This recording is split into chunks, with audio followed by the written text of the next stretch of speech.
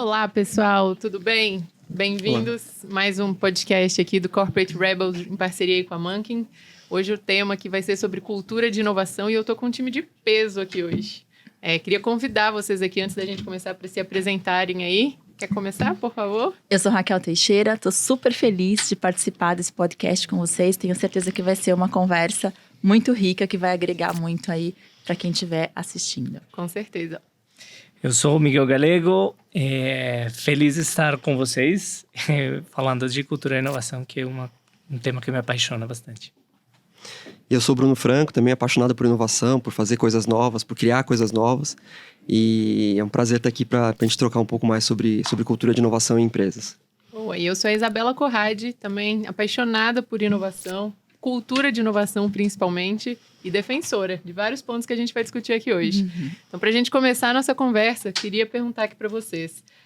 Quais são os ingredientes que precisam fazer parte para uma boa cultura de inovação, vocês acham? Bom, assim, para mim, a cultura de inovação tem muito a ver com que a empresa, com os valores da empresa, com o propósito que ela acredita. Então, é uma empresa que ela vai dar oportunidade para os seus colaboradores criarem, reinventarem e agirem de forma diferente, né? E quando a gente olha para uma empresa que já tem uma cultura de inovação forte, ela se percebe que ela se diferencia do mercado, né? Ela tem algo a mais, onde ela consegue reter talentos, consegue atrair pessoas, porque ela, de fato, apoia uma cultura onde as pessoas podem criar, podem se desenvolver, podem buscar e levar para toda a liderança as ideias novas, que isso vai ajudar a empresa também a crescer. Excelente. E vocês, meninos? Eu acho que uma cultura, assim, se você for citar elementos que compõem uma cultura de inovação, deve ter, sei lá, umas 20, 30 coisas diferentes que você poderia ter. Mas, para mim, a mais importante é ter uma abertura para a experimentação. Quando a gente está falando de fazer coisas novas, a gente não necessariamente sabe o que vai acontecer, o que vai dar certo, vai dar errado. Então, acho que essa abertura para testar, abertura para errar, abertura para olhar outros mercados, olhar fora do seu mundo, eu acho que essa abertura, essa capacidade de experimentar, para mim, é a mais relevante numa cultura de inovação. Com certeza. Eu só acrescentar, talvez, que precisa ter um apoio top-down para ter esse espaço, por exemplo, de experimentação. Quando vem bottom-up, em algum momento vai travar. Então, é importante que realmente exista esse entusiasmo no início e depois uma governança que permita abrir esses espaços para ter perfis diferentes, abrir esses espaços para experimentar e errar, e está tudo bem. Sim, boa. Eu acrescentaria aí a diversidade como um desses ingredientes também, porque cabeças diferentes pensam diferente, né?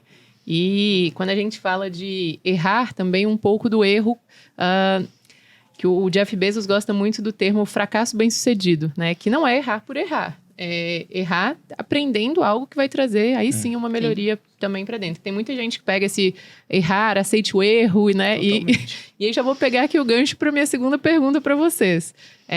O que dentro dessa cultura do erro, qual é o grande desafio dessa cultura do erro para não banalizar esse erro e não sair nada? E o pessoal fica achando que o time da inovação é o time da piscina de bolinha, do happy hour. Eu vou primeiro com essa. Acho que, primeiro, que seja erro novo. Se são erros novos, está tudo bem.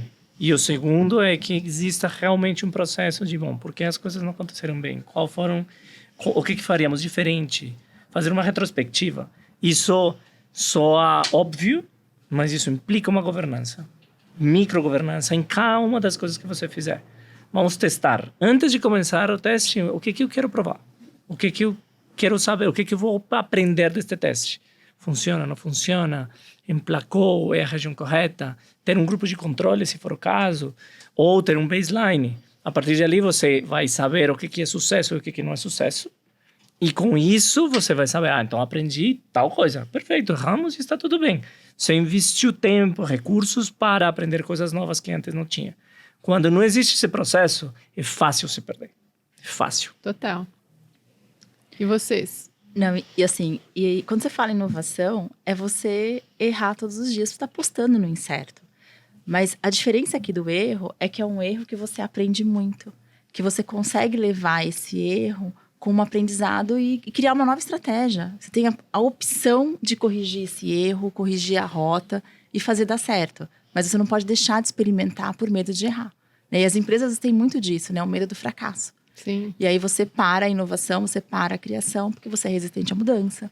Você não quer cometer uma falha e a inovação é totalmente o oposto disso, né? Com certeza. Eu adicionaria uma outra camada, né? Que a gente às vezes fica no comportamental, as pessoas têm esse, talvez, medo, né? O receio. A gente acha que é questão da gente fazer com que as pessoas deixem de ter esse medo. Mas às vezes tem umas outras camadas por trás, né? E eu percebo que às vezes, se você não tem uma infraestrutura que permite isso, e aí, por exemplo, orçamento. Se a pessoa não tem um orçamento que ela permite ela fazer um teste, gastar um dinheiro e errar, ela só tem um dinheiro que ela só pode acertar, o financeiro drivou o comportamento da pessoa. Então não adianta você falar para ela, não, você tem que errar, você tem que ser mais, né, disposta, você tem que experimentar mais.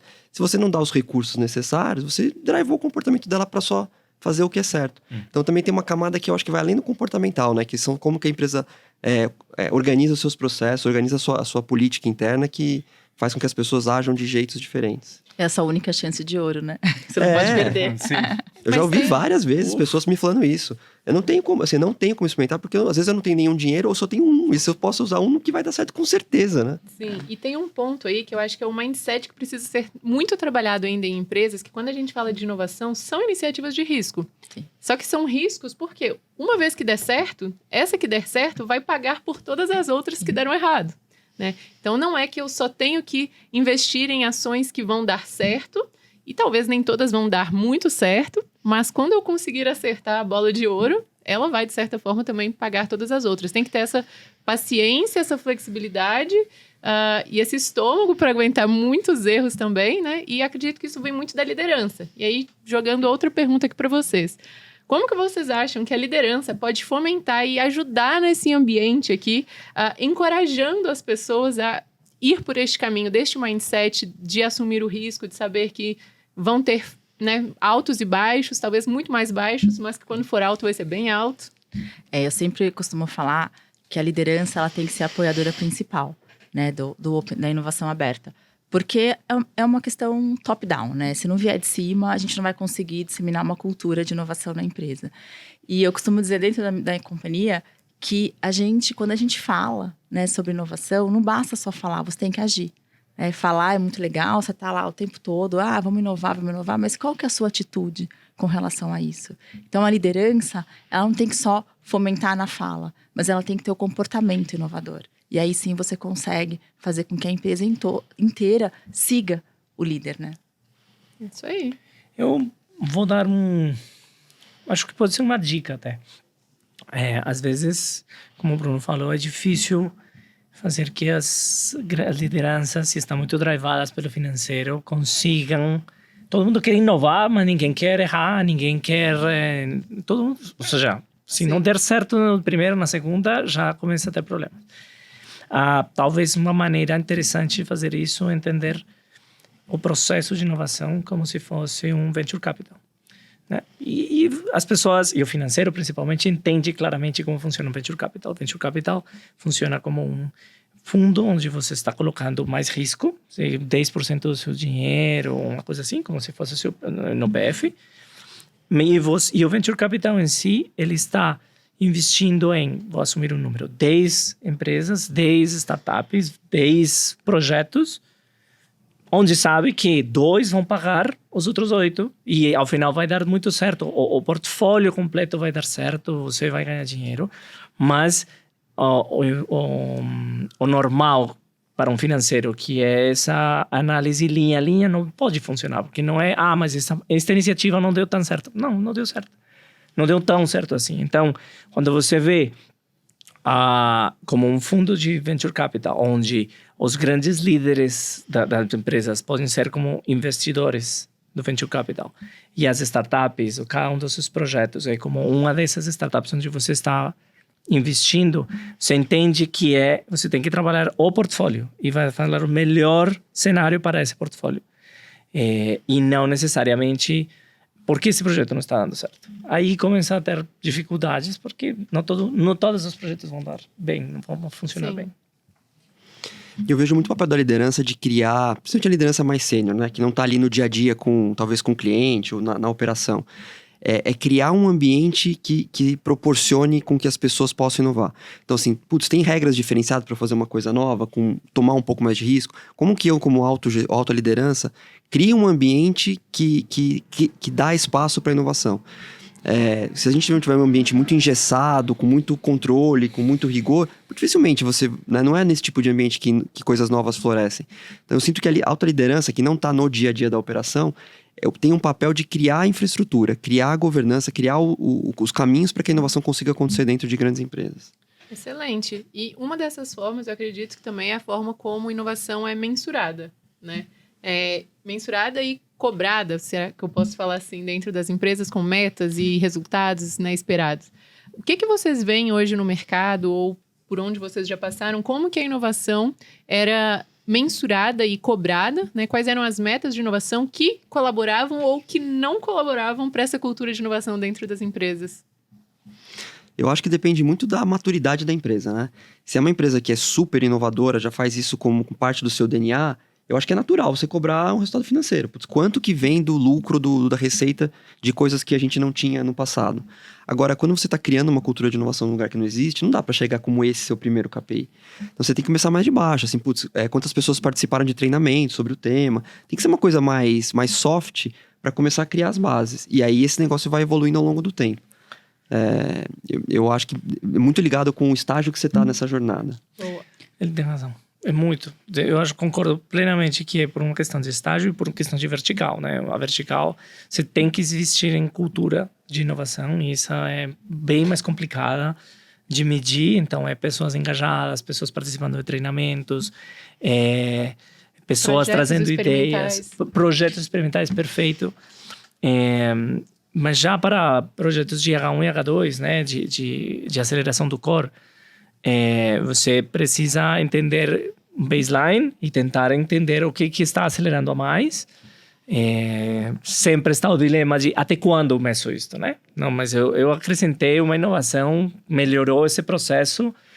Isso ficou eterno, mas você não vai medir 5 anos depois que está trazendo dinheiro por isso. Então, é bom determinar qual é o frame de tempo. E em H3, ou novas avenidas de crescimento, é definitivamente trazer dinheiro novo, que está quase que no planejamento estratégico há 5 anos. Você diz, eu pretendo ter umas novas avenidas de crescimento que tragam X% da receita incremental da companhia. E ali você vê que conectou os 3 indicadores da inovação com uma estratégia corporativa que está pensada a longo prazo, tanto em receita como em mudança cultural. Boa. E assim, a minha experiência, Bela, em especial no começo, que as métricas elas são muito qualitativas, né? De quantas startups a gente conseguiu se conectar, o quanto das unidades de negócios buscaram a área de inovação para melhorar as suas soluções, para criar novos produtos, o quanto que a empresa está engajada e ouviu falar da área de inovação. Então, isso é até um aspecto muito bacana que eu acho que não é só o retorno do investimento, mas sim o olhar da empresa de falar, eu quero saber quantos dos funcionários que a gente tem está buscando a área de inovação para melhorar as suas entregas, para melhorar os seus produtos. E isso, para mim, é uma métrica muito importante. É você olhar mesmo as conexões, né? E o quanto que a empresa está engajada.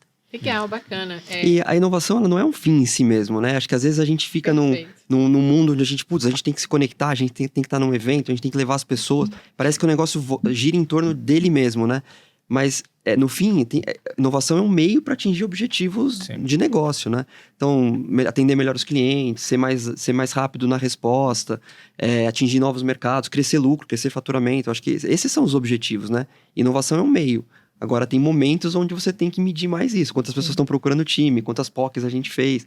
Porque é o estágio que você está naquele momento. E partilhando agora um pouquinho aqui também da minha experiência, eu já atuei em áreas, dentro da área de inovação, em empresas de diferentes níveis de maturidade. E foi exatamente isso que vocês comentaram. A gente começou desde quantidade de startups que a gente conversava do ecossistema, depois quantidade de POCs que eram feitas, depois quantidade de rollouts que a gente conseguia entregar e, por fim, a gente chegou, né, a níveis financeiros mesmo, de impacto que essa solução trouxe. E a dica que a gente pode dar, então, para os nossos ouvintes avalie seu estágio de maturidade, certo? E, com base nisso, trace aqui os KPIs que melhor se encaixam dentro do seu contexto. Todo mundo concorda? Eu acho que, assim, quando você está começando uma área, propondo uma agenda, é muito fácil vir uma cobrança logo de cara para uma métrica financeira, né? Eu acho que esse é o momento crucial da área, porque se você topar essa métrica financeira, claramente o negócio vai dar, assim, vai ser muito difícil de atingir e vai dar errado em um período, pouco espaço de tempo, né? Sim. Então, acho que levar isso para os tomadores de decisão também, né? Essa mentalidade de que, putz, o começo é diferente, né? Tudo bem, vamos pensar no longo prazo, eu acho que a gente chega lá, mas o começo tem que começar de outro jeito. Legal. Deixa eu pegar aqui um gancho agora para um outro lado. A gente está falando muito da área de inovação, como influenciar a área de inovação, os líderes de inovação, as pessoas que lidam diretamente com os projetos da área de inovação. E a cultura de inovação, como que a gente leva para fora dessa bolha? Como que a gente quebra para as outras áreas da empresa que não sabem nem o que a área de inovação faz ou é? Como que a gente pode disseminar ou levar até eles, trazê-los para essa cultura, para esse mindset? Eu acho que tem muito da comunicação, né? Eu sempre falo na organização que a comunicação para todos ela é importante, porque a comunicação ela engaja. Então, você mostrar que a área de inovação, através de uma comunicação para toda a companhia, ela faz parte da estratégia da empresa. Quais são os benefícios? Você consegue despertar a curiosidade das outras áreas de conhecer e querer utilizar. Mas, assim, a comunicação e engajamento da liderança, do CEO, é fundamental nesse processo. Se não tiver uma comunicação clara dos objetivos, importância, e ser isso da boca do CEO, fica muito complicado. Com certeza. E vocês, meninos? Eu acredito também que em empresas tem uma multiplicidade de perfis assim brutal, né? De gerações, de backgrounds. E as pessoas, elas funcionam de maneira diferente, né? Tem pessoas que gostam de assistir um podcast, que nem esse daqui. Tem pessoas que vão gostar de ler um artigo. Tem pessoas que vão querer estar num evento e conversar pessoalmente com alguém. Eu acho que, assim, ter várias abordagens, para mim, é o melhor caminho. Porque você vai conseguir atingir pessoas com instrumentos e ferramentas diferentes. Se você só faz por exemplo, uma comunicação escrita, tem pessoas que nem leem e-mail. Você sabe que e-mails em companhias é tipo spam, né? Tem tanta gente querendo atingir. Então, às vezes, e-mail não é a melhor forma. Às vezes, você tem que fazer um evento. Só que tem gente que é tímida, não quer ir num evento, não quer ter que se relacionar ali. Então, eu acho que você tem que fazer diversas formas. Inclusive fazer iniciativas de inovação junto. Pegar na mão e falar, vamos lá, agora a gente vai fazer aqui uma aula prática, né? A gente vai fazer junto com você. Então, eu acredito muito nessa multiplicidade, porque você aborda diferentes perfis com diferentes ferramentas. Eu realmente não tenho muito mais o que falar. Vocês dois falaram que está perfeito. Talvez pensando nas pessoas que possam estar do outro lado e que talvez não gostariam de fazer essa diversidade, esse portfólio de opções para que as pessoas se engajem e não tenham talvez os recursos que estejam começando. Então, ler bem o público, entender bem o que tem do outro lado, quais são os interesses principais dos stakeholders que você quer mudar o comportamento e tentar ser cirúrgico nisso. Quando você ganha 1 ou 2 apoiadores que têm influência entre a organização, ali começa a rolar uma coisa interessante. E, de novo, tem que vir também do CEO, tem que estar na boca do C-Level para que as coisas comecem a andar. Boa. Sabe, Bela, que pra mim tem assim, parece até piada, né? Mas toda vez que eu posto, eu falei em comunicação, né? Mas quando eu posto qualquer evento que eu participei como speaker e coloco no meu LinkedIn, a empresa inteira começa, nossa, o que você está fazendo? O que isso tem a ver com o teu negócio? E começa a despertar uma curiosidade de saber, peraí, vamos conversar um pouco sobre isso, porque me interessa. Então, até o nosso próprio LinkedIn acaba sendo uma ferramenta interna para a empresa saber o que a gente está fazendo, né? Então, eu tenho gostado de postar no LinkedIn, porque eu desperto curiosidade nas pessoas a conversar sobre inovação. Boa. Você tocou num ponto que eu ia justamente pegar ele aqui para dar a minha dica, que é, às vezes, você ter um case já de sucesso dentro da empresa e você mostrar para uma área que não sabe o que você faz, ou o que esperar de inovação, ou que enxerga a inovação como fim, você traduz um pouco o que é a proposta de valor da área de inovação, do trabalho de vocês, né? E a pessoa começa a entender, legal, então vocês ajudaram a entender um desafio, conectaram com uma solução do mercado e entregaram um resultado piloto, num projeto piloto, esse resultado fica mais claro. E se você ainda não tem esse case de sucesso dentro da empresa, faz um benchmarking, traz outras empresas, né? Olha que a quantidade de gente que eu poderia levar lá para conversar com outras áreas da minha empresa. Afinal, santo de casa não faz milagre, né? Esse é um ótimo ponto, uma ótima dica. Principalmente para níveis mais altos dentro da companhia, né? Às vezes é muito mais interessante você levar um outro executivo de outra empresa para ir contar os resultados do que ficar batendo ali, como é que é, água mole em pedra dura. Essa aí não vai furar a pedra. Esse não fura. E, gente, quando a gente fala de cultura, como a gente está se aproximando já aqui do final aqui do nosso encontro, a gente fala muito de rituais, de ícones, né? Quando a gente fala de cultura em si. Como que a gente pode traduzir isso para a cultura de inovação dentro de uma empresa? Quais são os rituais, ou as ferramentas, ou as referências que vocês constroem hoje ou no passado de vocês? O que vocês poderiam dar aqui de dica para fortalecer a cultura de inovação? Eu acho que, por mais clichê que seja, um espaço diferente dos demais dentro da empresa faz diferença. As pessoas saberem que existe um lugar onde tem pessoas trabalhando com inovação, que elas podem ir lá e falar com elas. Um espaço que, em geral, tem uma configuração física diferente. Então, as pessoas, acho que acho que online perdeu um pouco disso, né? Mas você vê que as empresas às vezes têm um espaço diferente, né? E este lugar ajuda as pessoas a saberem que existe esse movimento, né? Como você falou de ícones, né? Eu acho que um espaço físico tem uma função de lembrar as pessoas de que tem um movimento acontecendo. Legal. Para mim, assim, é incentivar a experimentação e aceitar o fracasso. Então, você motivar, incentivar as pessoas a descobrirem o novo, a querer saber de inovação, a trazer soluções diferentes para suas áreas e aceitar que pode ser um erro, porque é uma experimentação, eu acho que leva a área a ter muito mais sucesso, porque você está, né, com uma visão clara e definida do que é esperado de uma área de inovação. E só pegando aqui o gancho, vocês celebram, por exemplo, quando tem um resultado bacana, vocês envolvem? Como é que é esse momento aí de... Eu faço o maior escândalo. Bom, é isso que eu quero ver. Eu faço o maior escândalo, como se eu estivesse ganhando o prêmio Nobel da Paz, assim, uma coisa. Mas eu comunico, eu faço questão de pedir para a nossa área de marketing colocar num call de estratégia que tenho todos os sócios da empresa, né? Então, a gente mostrar para a empresa os resultados positivos dentro de uma área que muitas vezes é questionada. Com certeza. Muitas vezes. Eu só um ponto ali. É importantíssimo os rituais porque a pessoa que escreveu a estratégia provavelmente está convencida de que tem que ser esse caminho. Às vezes não estão tão convencidos, mas tudo bem, foi nesse momento. Mas depois isso tem que perdurar por um tempo. Isso implica que pode ter um erro, um fracasso, 2 fracassos e eles começam a perder esse entusiasmo. Então, é importante ter esses rituais para eles verem o que está sendo, o que está acontecendo, onde está se experimentando, o que quer ser entendido, o que queremos aprender de tudo isso. E se erramos, até celebrá-lo também, porque é parte do processo. Mas as pessoas esquecem, porque não é o processo natural do restante da empresa. Então, é natural, depois de alguns meses, começar a atacar o erro, porque talvez acirrou o cenário e tudo mais. Então, é importante manter isso para a cultura também dos grandes executivos, ter uma reunião mensal, bimensal, para mostrar onde evoluímos, onde erramos, onde aprendemos, onde funcionou, para que isso comece a ficar escrito na pedra. Antes é só uma vontade de que isso aconteça. E talvez queria falar um pouquinho de cuidado sobre ter essa... que eu super concordo. Eu acho que abrir esse ícone de uma área diferente, com um ambiente diferente, com perfis diferentes, que usualmente são perfis diferentes, né?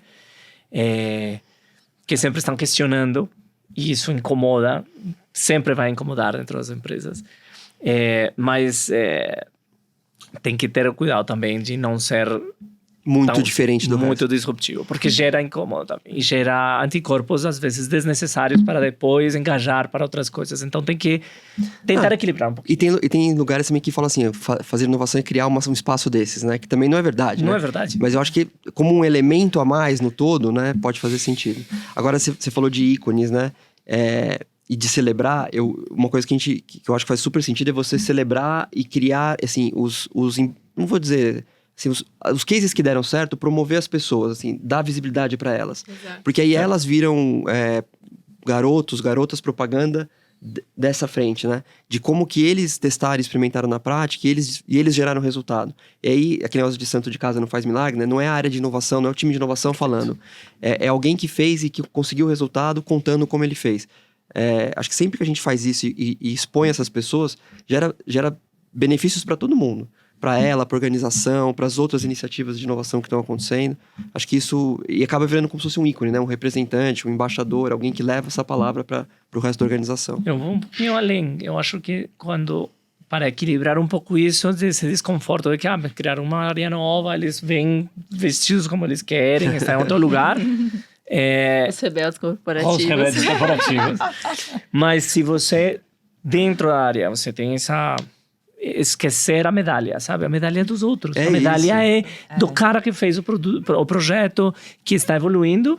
Aí o holofote vai para eles e ali conseguem se equilibrar. Então as pessoas sentem que estão evoluindo graças a uma nova startup, pela primeira vez em algumas organizações, acreditar que não tudo era feito internamente, senão que dava para abrir horizontes fora. Isso aí muda. Nosso trabalho é um trabalho de bastidores, né? Deve ser um trabalho, mas às vezes esquece. Às vezes os palcos. É isso. Esse mundo da inovação, como tem muito prêmio, Isso. diretamente, né, mexe no ego das pessoas. Tem gente que acha que a área de inovação está lá no Olimpo, né? Mas, na verdade, é nosso papel ser uma área como qualidade, como o financeiro é. Todo mundo tem que ter accountability do dinheiro da empresa, da qualidade do serviço prestado, da atenção com o cliente. Inovação, todo mundo deveria pensar em inovadora, né? De forma inovadora, em projetos de inovação, em buscar esse sucesso. Não só a área de inovação. É importante que tenha para garantir a governança, garantir que está batendo o tambor ali, fazendo acontecer, mas não necessariamente a gente que faz inovação, né? Inclusive, não deve vir da gente os projetos de inovação, o dinheiro de inovação, porque senão a área de negócio acaba também... Eu brinco sempre que se a área de inovação não quer colocar dinheiro nisso, eu não vou pôr mesmo. Porque se ele não tá vendo valor, não vai ser a inovação que vai fazer virar o jogo. Vocês concordam com isso? Com certeza. Com certeza. É até um bom driver para filtrar projetos. Com certeza. Não quer preencher o formulário e não quer colocar algo de dinheiro, então não é tão estratégico assim. Boa. Pessoal, pra gente fechar aqui, querem dar uma palavrinha final, um conselho, uma última dica? Minha dica é que mudar a cultura é um trabalho de longo prazo. Então, não acho que você vai estalar o dedo e em 6 meses, 1 ano... temos uma cultura de inovação. É um processo longo e que, no final, vale a pena. Mas é um processo. A minha seria... inovação parece ser muito post-it, muito... corporate rebels, mas tem muito processo por trás. Muito. E não acredite que é burocracia. É realmente processo. É o que faz a diferença entre deixar as coisas soltas e realmente levar a resultados em curto e médio prazo. Não, dedique tempo nisso. Não é só piscina de bolinha, tem não também é resultado. Só piscina. Não, e processo dos chatos, às vezes falam, mas uma área de inovação com PMO coloca o nome que quiser, mas tem que realmente tocar o tambor ali para que as coisas aconteçam. No final, inovar é ir contra a maré, é nadar contra a maré. Porque a organização vai num caminho e você está tentando ir em outro. E para se deslocar do ponto A ao ponto B contra a maré, você precisa realmente muito mais energia e muito mais processo para que as coisas aconteçam. Porque é fácil se perder. Sim. E para mim, assim, a dica é quebrar mesmo a resistência a mudanças. Acho que as empresas, muitas vezes, elas estão há muito tempo fazendo as mesmas coisas e na concepção delas está dando certo. E por que eu vou arriscar? Né? Então, se permita arriscar, se permita conhecer o novo, porque o mercado está em transformação, o mundo está mudando muito rápido. E se a gente não acompanhar, a empresa vai ficar para trás. Então, para se diferenciar do mercado, tem que arriscar, tem que quebrar aí essa barreira da mudança. Boa. Minha dica, eu acho que seria um pouco do que você falou também, é desenvolver essa ambidestria organizacional. Certo. Saber fazer o que sempre deu certo, mas ao mesmo tempo escrever a história com a outra mão, que talvez substitua o que está dando certo hoje. Né? Esse é o grande desafio nosso como inovação. Pessoal, estouramos aqui o nosso tempo. Eu queria agradecer vocês imensamente. Eu aprendo sempre que eu troco com vocês demais e o nosso grupo permite muito isso, né? Essa troca. É uma maravilha. Então, muito obrigada pela presença de vocês. Boa tarde, bom dia, boa noite para quem está nos ouvindo, dependendo aí da hora. É isso. Obrigada. Valeu, Obrigada. obrigado. Foi muito bom estar aqui com vocês. Obrigado. Valeu. Tchau, tchau.